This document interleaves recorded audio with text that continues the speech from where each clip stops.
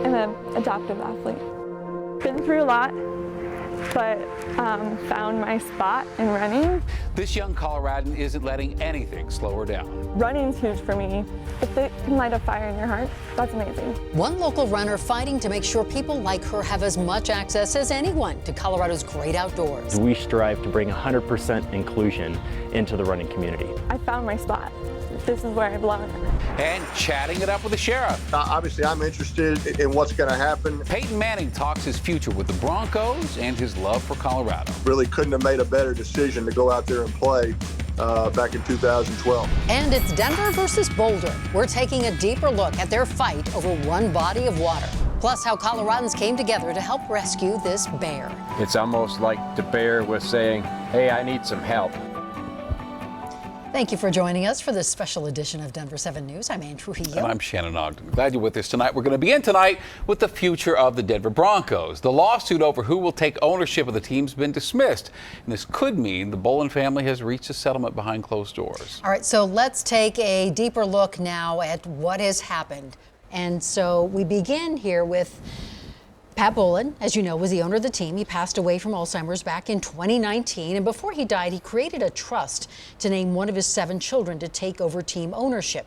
Bolin's oldest daughters, Amy and Beth, claimed the trust should have never been formed because their father wasn't in the right state of mind to sign off on it. And there was concern that the Bolin children wouldn't be able to agree on a sibling to run the team. Well, today, a judge found that 2009 trust to be valid and enforceable. Okay, so what happens next? Well, the 3-person trust stands, and our Broncos insider Troy Rink believes Brittany Bolin is still considered the favorite to become controlling owner of the Broncos. She already has a role on the team as the senior vice president of strategy. And Peyton Manning talked about the state of the Broncos today. That's right, and here with more on that and what the future Hall of Famer had to say about all of this. Of course, Lionel's here to talk more about all of this. Lionel. Yeah, guys, it was fun chatting up with Peyton today. He's got a huge couple of weeks coming up in Canton, Ohio, that's for sure. We spent over a half hour today talking to Peyton about that upcoming induction into the Pro Football Hall of Fame. Our Broncos insider Troy Rank and I got on the Zoom call to catch up with Peyton after he threw out that first pitch at the All-Star game. Troy asked him about coming to Denver and staying here.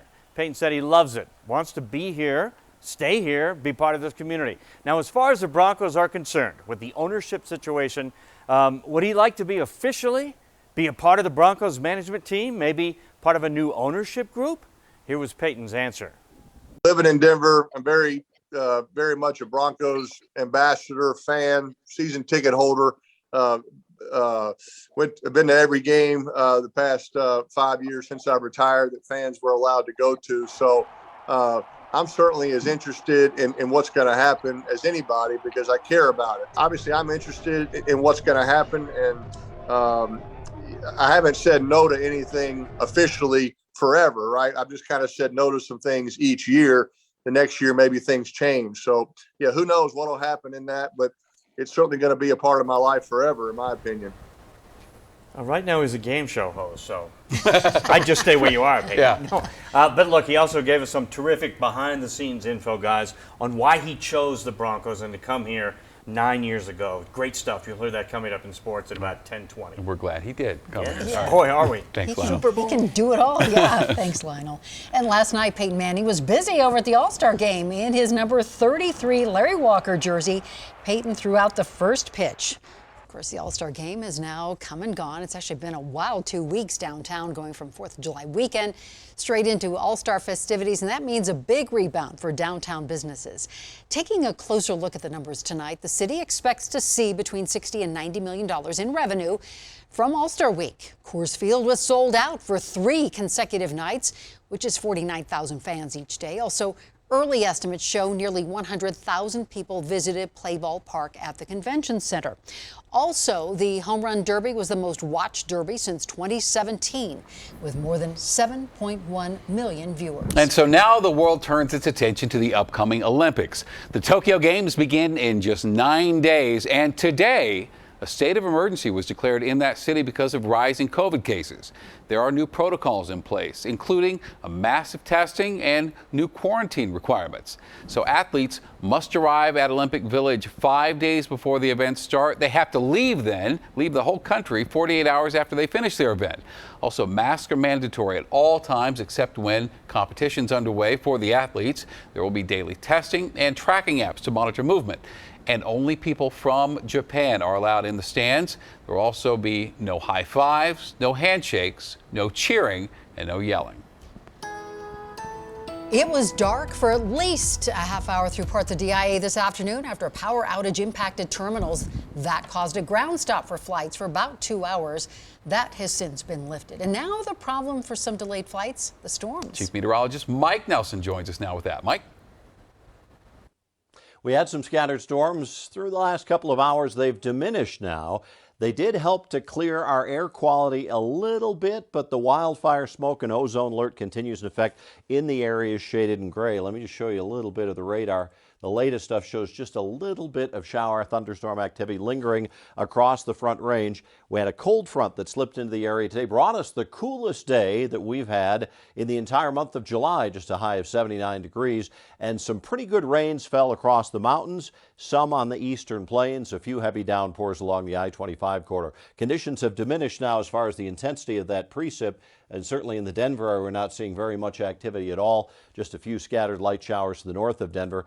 Coming up, it looks like temperatures are going to start to warm back up as we head into the weekend. I'll also check the air quality forecast. We caught a bit of a break with the showers in the last 12 to 18 hours. It may not be quite so clear coming up as we head toward the weekend. All right, Mike, we'll see you in a little bit. Thank you very much. You know, despite many obstacles, Julia Beckley is a runner. And now she is on a mission to make sure all Colorado athletes can compete and do the things they love. Here is Denver7's Russell Haythorne and photojournalist Andrew Bray. My name is Julia Beckley, and I am an adaptive athlete. I grew up super active kid. From age 8 to age 13, I had broken like 6 or 7 bones. And then by 11, I hit having extreme allergic reactions. We quickly figured out that I have anaphylaxis to a lot of things. There's a tertiary diagnosis of osteonecrosis. So that means inside the joint, it is collapsing and it is dying. And so that's in both knees, both hips, and both shoulders. Other factors are like the severe asthma and the angioedema or the reaction. So I carry a bunch of meds. Ultimately, I decided with encouragement from friends for a long time to pursue the chair option. The second I sat in a chair in the basement of Craig Hospital, I was like, this is it. Been through a lot, but found my spot in running. I've done like once a month, not marathons, but races. Here we go! Yeah. My first one was we had an Achilles run fundraiser. Achilles is a national organization. Their mission is to promote better quality of life in athletes with disabilities and see them achieve their goals. We strive to bring 100% inclusion into the running community. We want everybody. We pair runners with disabilities up with runners with non-disabilities. One of the things that I hope to be able to do is to draw in more athletes into the push-room side of things. Oh yeah, it's phenomenal to be a part of a community that, again, it's not so much of oh, there's something wrong with you. It's oh, you run 100 miles? Cool. You all of a sudden go from, I'm alone because the doctor says they've never seen this, to, oh, there's 600 of us and we're gonna meet up every year. It's been phenomenal. My name is Julia Beckley, and wheels on your right. I am an adaptive athlete. And Julie isn't the only person in Colorado working to help make the state's outdoors a little more accessible. Let's take a closer look at another organization, the Lockwood Foundation. It's a nonprofit. It's based in Pueblo, and they plan outdoor excursions for anyone with a disability and find unique transportation options to get people outdoors, whether it's a special wheelchair or a specially outfitted van. And it's all possible thanks to a group of volunteers. Most recently, the group went to the peak of Mount Elbert, and they have plenty of trips planned in the coming months. To learn more or to volunteer, you can head to the lockwoodfoundation.org. Colorado wildlife officers finally were able to catch up with a bear just west of Boulder that had a chicken feeder stuck on its head. They couldn't have done it, though, without the help of the community. You see, 2 days ago, Parks and Wildlife officials started getting calls about the poor little bear in distress. And today, neighbors in Boulder were able to corner the bear up a tree, and then they called wildlife officers. And those men who lured the bear up the tree say this was an experience they will not forget. Well, Drew said he wanted to tackle it, and I said, I don't know if I want a part of that. And so we kind of chased it up the tree. And then the bear scrambled up the tree probably another 20 feet and Fell asleep. CPW says when they freed the bear, they hazed it to reinstill its fear in humans so it would not return, hopefully, to neighborhoods and hopefully avoid all buckets. Their dream home. I actually was crying. I like crying good tears. I was happy tears because she was going to get a house. Now turning into a nightmare. And now I got myself a mud bath. I don't know what else to do with it. Thousands of dollars in repairs within the first year of owning their home. And now they're reaching out to contact Denver7, hoping they might finally get some help from the manufacturer. They don't see us as a family trying to make a home. Richmond just sees us as dollar signs. That story up next on Denver7 News at 10.